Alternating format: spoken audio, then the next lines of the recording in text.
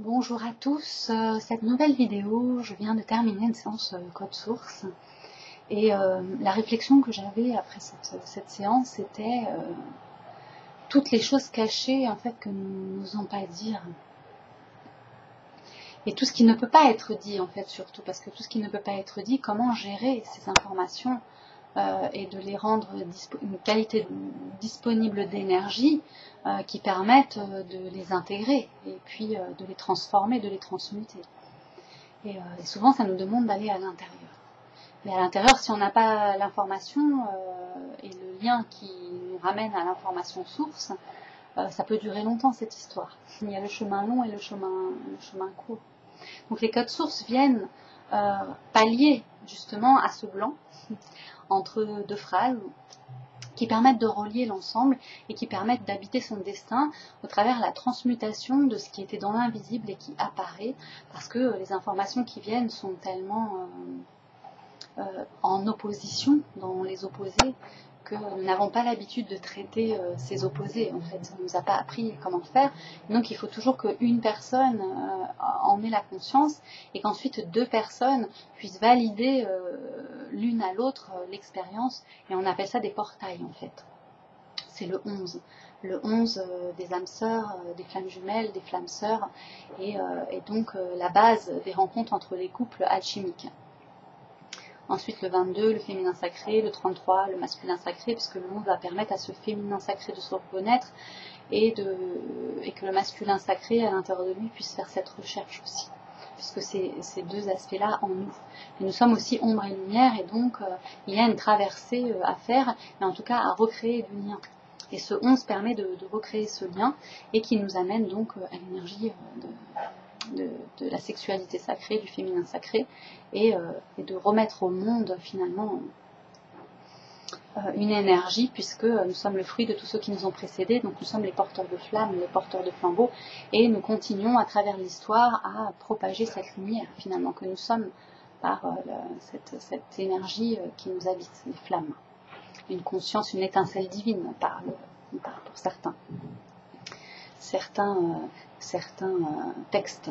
Donc si vous voulez, voilà, cette part d'invisible, elle se fait à l'intérieur de nous, dans notre intimité, et on n'est pas toujours à l'aise avec ça, et il va falloir trouver des solutions, et on peut trouver des mots simples, des mots justes aussi, et surtout pour identifier, puisque c'est relié donc à tous les tabous, les non-dits, les secrets de famille, et tout ça, ça peut remonter, puisque nous sommes dans une période en fait où ça remonte. Nous avons Neptune en poisson, et donc comme le travail des flammes jumelles sombres, c'est de faire remonter l'obscurité pour qu'elle soit vue, pour que chacun de nous trouvions les solutions à notre échelle de l'héritage que nous portons sur nos épaules au niveau donc personnel de notre âme transgénérationnelle, puisque nous sommes le fruit de tous ceux qui nous ont précédés, de l'histoire du transgénérationnel et de cette historique que le transgénérationnel a mis par ses actions, par leur vie elle-même,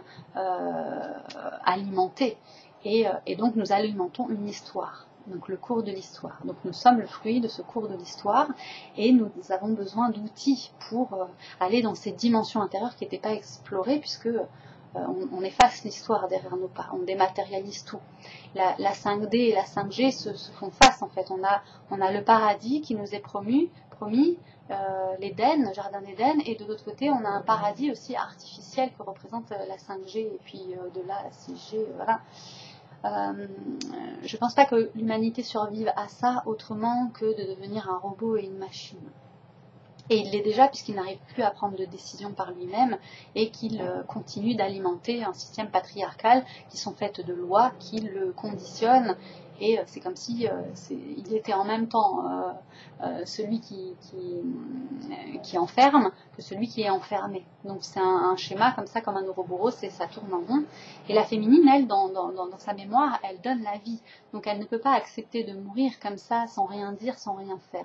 Donc elle va se révéler à l'intérieur d'elle comme un instinct de survie, et elle va connecter ses forces, et elle va se rendre compte finalement qu'elle a un pouvoir, et que ce pouvoir, c'est aussi de dire non. De dire non, c'est un grand pouvoir. J'ai fait une vidéo là-dessus, d'ailleurs vous pouvez voir, je parle du non aussi, et je vais aller un peu plus loin à chaque fois, en plus en profondeur, parce que je sais que certains d'entre vous ne comprennent pas toujours ce que je dis. J'aimerais pouvoir le rendre accessible et plus simple voilà, pour comprendre les mécanismes, parce qu'il faut comprendre les mécanismes qui sous-tendent la réalité si on veut la modeler en fait. Non pas la contrôler, la modeler, ça veut dire qu'on fait avec, mais du coup, au lieu que ça nous nuise, finalement, ça va servir l'ensemble puisque ça nous inclut. Donc on ne fait plus les choses pour soi-même, on fait les choses pour l'ensemble parce que ça nous inclut. Et donc si on a appris à se respecter, à dire non, à poser des limites, finalement nous rendons disponible une qualité d'énergie qui n'était pas là avant, puisqu'il faut qu'un individu puisse se reconnaître. Donc il y a l'ego moins, l'ego plus, et puis il y a l'ego, celui qui se reconnaît comme étant au service finalement de cette vie qui nous traverse. Qu'est-ce qu'on en fait? On redirige l'énergie comme tout le monde le fait, comme les moutons, ou alors on redirige l'énergie avec une nouvelle information pour voir comment par la suite ça peut se montrer en fait. En sachant que l'univers est infini et qu'il est amour et que cet amour-là, nous ne le connaissons pas. Et comme on ne le connaît pas, on a fait l'expérience de tout ce qui n'était pas. Voilà. Et aujourd'hui, nous arrivons à la fin de ce cycle, donc nous avons expérimenté l'amour dans ce qu'il n'est pas. Et donc, nous allons rencontrer l'amour qui nous heurte, qui nous provoque, Et on va passer par toutes les blessures de l'âme, que les flammes jumelles, les âmes sœurs vivent plus intensément que la majorité du collectif.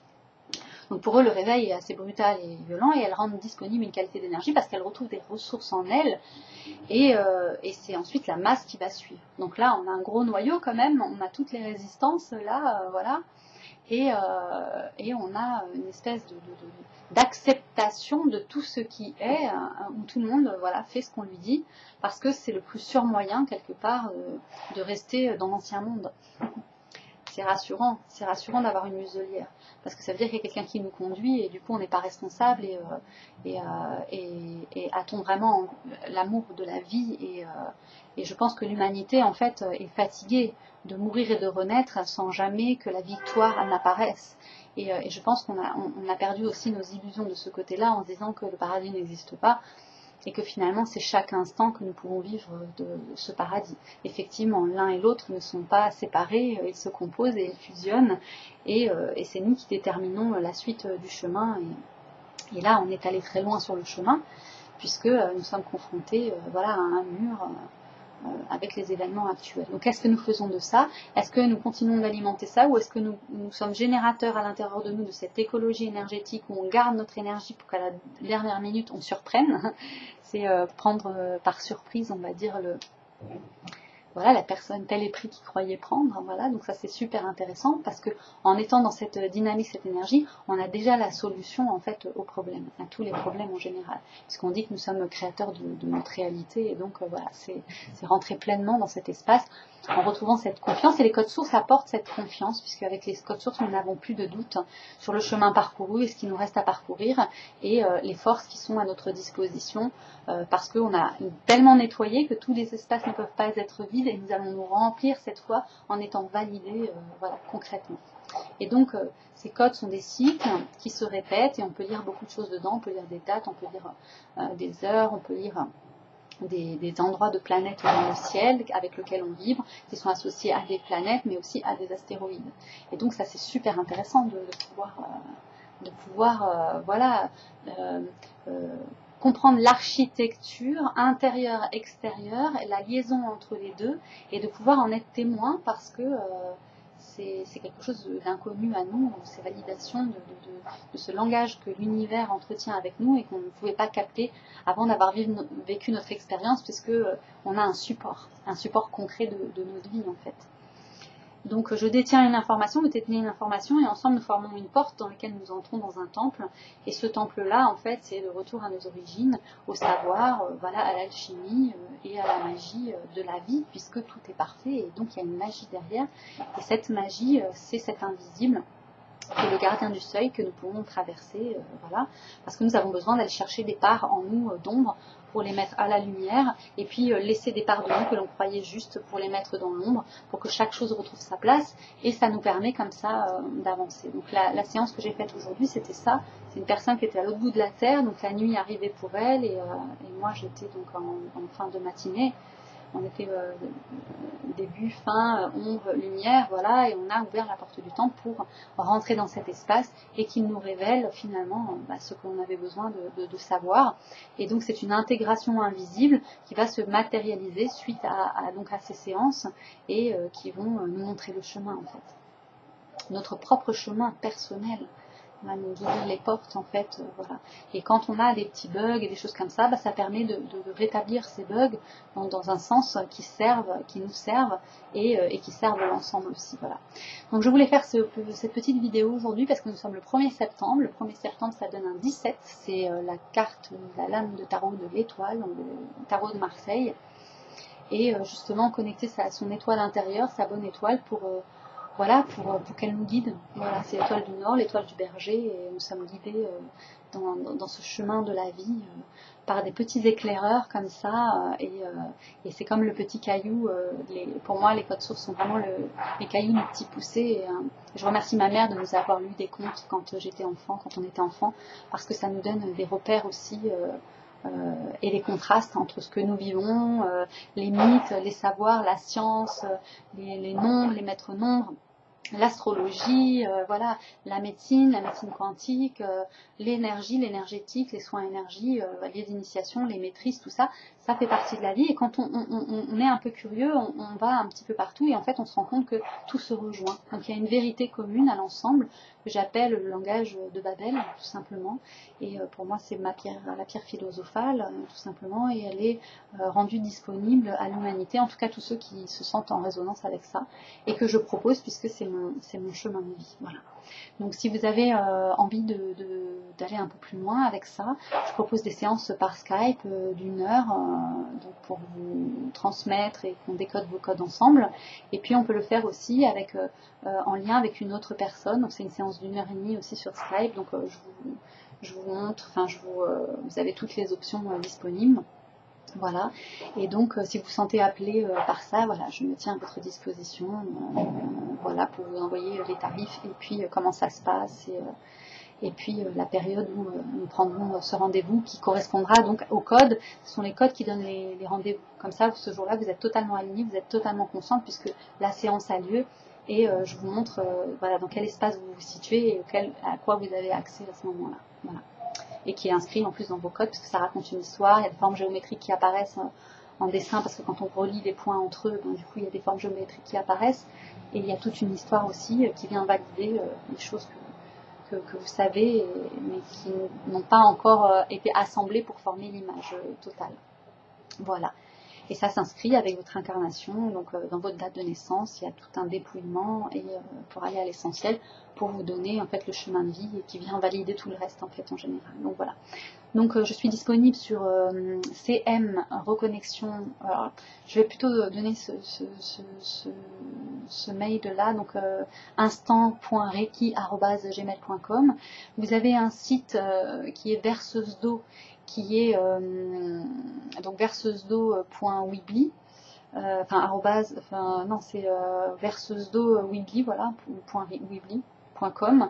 Et je suis troublée, et quand je fais des séances comme ça de code source, ça s'ouvre, j'ai mon champ électromagnétique qui est expansé, et du coup j'ai d'autres informations qui arrivent parce que je commence à intégrer la séance, donc c'est super intéressant.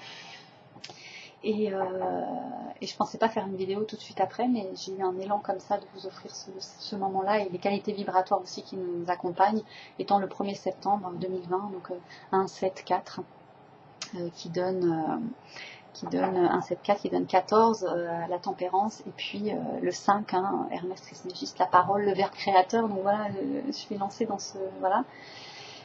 Puis voilà, donc vous pouvez me joindre donc à instant.reiki@gmail.com. J'ai une page aussi Facebook Code Source, et une page, un groupe qui s'appelle Verseuse d'eau. Et donc voilà, vous pouvez me suivre aussi en vous inscrivant ici sous la vidéo de YouTube. Vous pouvez vous abonner et puis activer la petite cloche aussi en bas à droite pour pouvoir recevoir les prochaines vidéos si vous voulez me suivre et suivre ce parcours de flammes jumelles sombres. Et vous pouvez aussi mettre un petit pouce bleu. Ça fait toujours plaisir voilà, voilà, c'est une motivation. Voilà, le pouce, ça veut dire genre stop, on s'arrête, on regarde ce qui se passe et on honore en fait ce que l'on est en train de vivre et recevoir. C'est une offrande aussi que l'on fait à l'univers pour reconnaître qu'on a reçu le message. Voilà. Donc merci pour tous vos petits pouces bleus. Et je vous dis à très bientôt. Je nous souhaite à tous le meilleur et beau mois de septembre. À bientôt.